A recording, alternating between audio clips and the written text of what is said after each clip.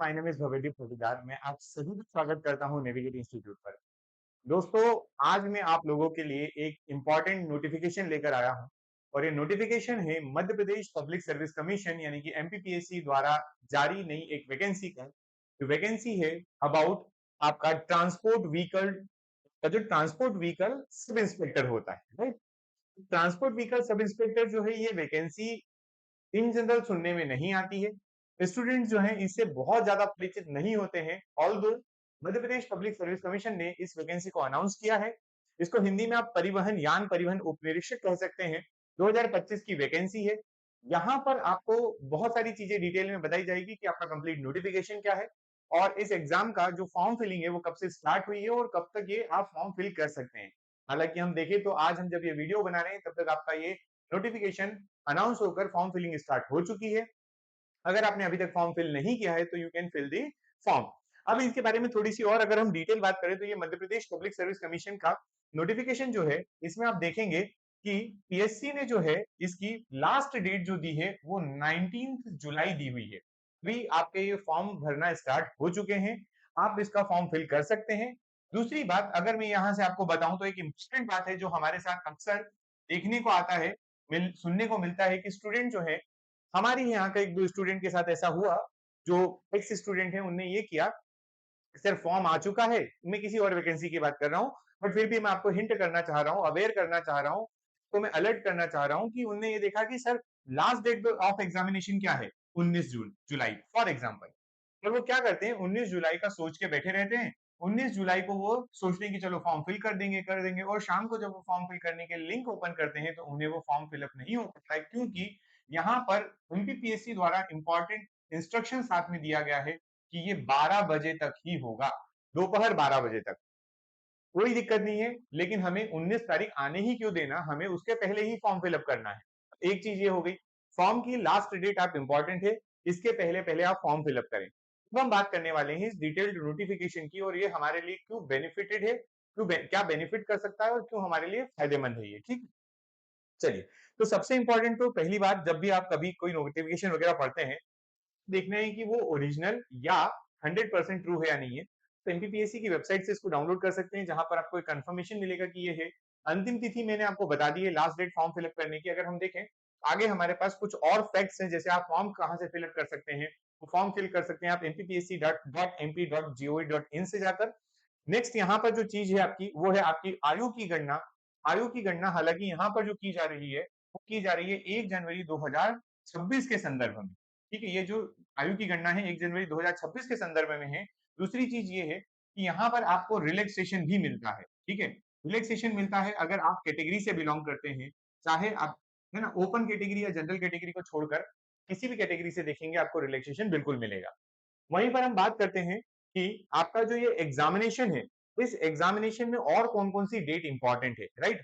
यहाँ पर आपको कुछ डेट्स ये भी दी गई है कि अगर मान लीजिए आपने फॉर्म फिलअप जो किया है उसमें अगर आपकी कोई त्रुटि हो जाती है तो उसके सुधार के लिए जो है कब से कब तक एलिजिबल होंगे। तो आपका जैसे स्टार्ट हुआ है ये कब से, तो आपका 20 जून जून से स्टार्ट हुआ है, तो 24 जून से इसका जो आपने त्रुटि सुधार होता है वो स्टार्ट होकर ये लिंक ओपन हो चुकी है और ये 21/7 यानी कि 21 जुलाई तक दोपहर 12 बजे तक ये लिंक ओपन रहेगी। ठीक है ये बात। इसके बाद नेक्स्ट और डेट जो इंपॉर्टेंट है उन्हीं पर मैं मार्क करूंगा ताकि आपको इसका केवल सार मिल सके, आपको पता चल सके कि हमारी इस वैकेंसी में मेन क्या क्या चीजें दी हुई हैं। तो कोई भी वैकेंसी जब आती है तो हर स्टूडेंट का एक एक पहला बेसिक क्वेश्चन होता है कि what is the eligibility for the examination. Important है यहाँ पर एलिजिबिलिटी। एलिजिबिलिटी जब आप देखेंगे, पात्रता जब आप देखेंगे तो आप पाएंगे कि इसमें एजुकेशनल क्वालिफिकेशन के बारे में लिखा है कि ऑटोमोबाइल या मैकेनिकल के सब्जेक्ट सिलेबस से ने क्या किया हो, उपाधि धारण की हुई हो, मतलब आप ग्रेजुएट हैं, या किसी भी विषय में स्नातक उपाधि मतलब ग्रेजुएट होना चाहिए, लेकिन उसके साथ आपको चाहिए मान्यता प्राप्त विश्वविद्यालय से ऑटोमोबाइल या मैकेनिकल विषय में डिप्लोमा। मतलब आप डिग्री कोई भी ले सकते हैं, आपकी डिग्री कुछ भी हो, लेकिन अगर आपने ऑटोमोबाइल या मैकेनिकल के फील्ड में डिप्लोमा लिया हुआ है, वो भी कहां से, मान्यता प्राप्त विश्वविद्यालय से, आप किसी मैकेनिकल इंजीनियर या ऑटोमोबाइल इंजीनियर के इक्विवेलेंट काउंट किए जाएंगे। सिंपल सी बात। मतलब दोनों चीजें ओपन है, अगर आपका केवल डिप्लोमा है और आपके पास ग्रेजुएशन है, या फिर आपके पास ग्रेजुएशन उस फील्ड में यानी कि मैकेनिकल या ऑटोमोबाइल में है। अब यहाँ पर दूसरी एक तो आपका क्या आया, यहाँ पर इन्होंने ऐसे दिया हुआ है, देखो अगर आप देखेंगे तो यहाँ पर आपको पता चलेगा कि जो क्वालिफिकेशन है उसमें नंबर डले हुए हैं। पहला नंबर मैंने आपको समझा दिया। अब सेकंड नंबर पे आते हैं हम लोग। सेकंड नंबर में उन्होंने लिखा है कि आपके पास मोटरसाइकिल, मोटर यानी कि आपका फोर व्हीलर या उससे मोटरसाइकिल से ऊपर गाड़ी की बात की जा रही है, भारी मालयान मतलब कि हेवी ट्रक्स वगैरह जो होते हैं उस टाइप से, भारी यात्री यान, ये चलाने का ड्राइविंग लाइसेंस होना चाहिए। ड्राइविंग लाइसेंस मांगने के पीछे क्या रीजन हो सकता है कि ये फील्ड जॉब है और इस फील्ड जॉब में हो सकता है कि आपको कभी जरूरत पड़ जाए, इसलिए ड्राइविंग लाइसेंस मांगा गया है। सर इसके अलावा भी कुछ कुछ चीजें हैं, यानी कि हाँ, यहाँ पर क्वालिफिकेशन में क्वालिफिकेशन नंबर 3 पर उन्होंने कहा है केंद्र सरकार या राज्य सरकार द्वारा किसी मान्यता प्राप्त, ठीक है, संस्था से कंप्यूटर में आपका क्या होना चाहिए, डिप्लोमा होना चाहिए। और कितने वर्ष का होना चाहिए, तो यहाँ कहा गया है 1 वर्ष का डिप्लोमा अनिवार्य है। क्लियर। चलिए इसके अलावा और कोई है क्या सर क्वालिफिकेशन के लिए, तो इन्होंने कहा हाँ, इसके अलावा नंबर 4 ये क्या देते हैं वो देखेंगे।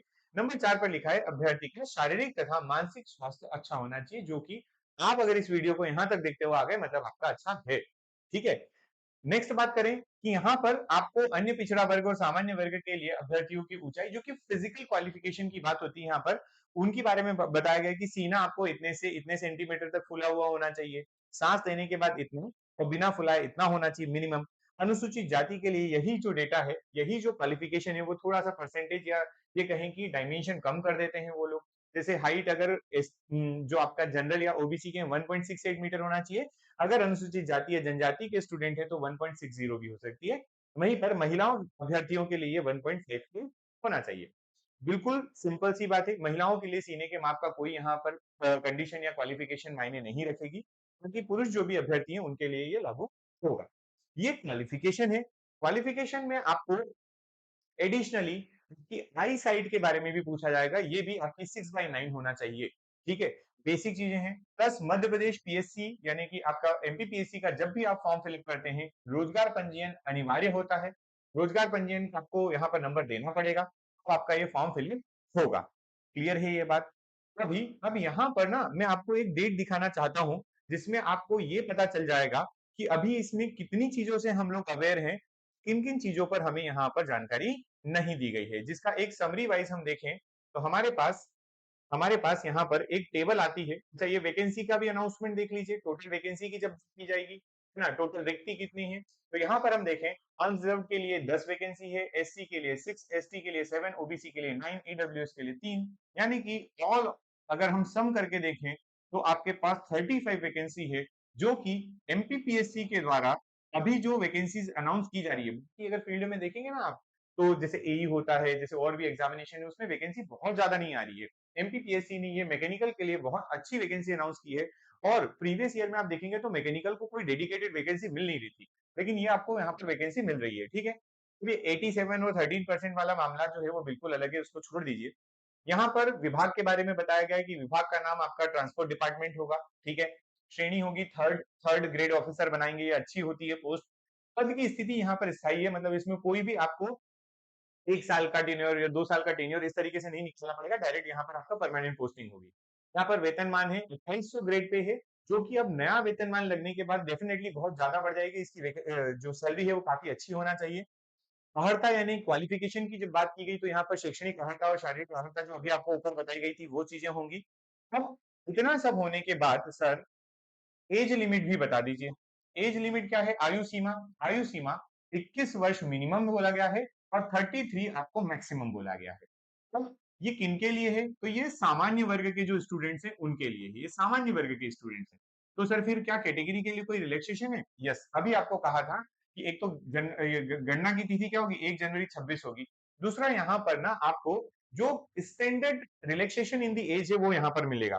ठीक है, जैसे कि अगर मैं कहूँ यहाँ पर आपका कि जो आपकी ओबीसी की जो होती है आपकी एक्सटेंड करते हैं वो 3 साल के लिए होता है, मतलब वो 36 साल तक के लिए। और जो आप एस टी एस सी होता है वो 5 साल के लिए होते हैं, यानी कि वो इनसे 33+5 करके भी वो एग्जाम फॉर्म फिल कर सकते हैं। ठीक है, चलिए तो यहाँ पर आती है वो डेट जिसके बारे में मैं आपसे चर्चा कर रहा था कि हमें ना पूरी चीजें एक साथ मिल जाए।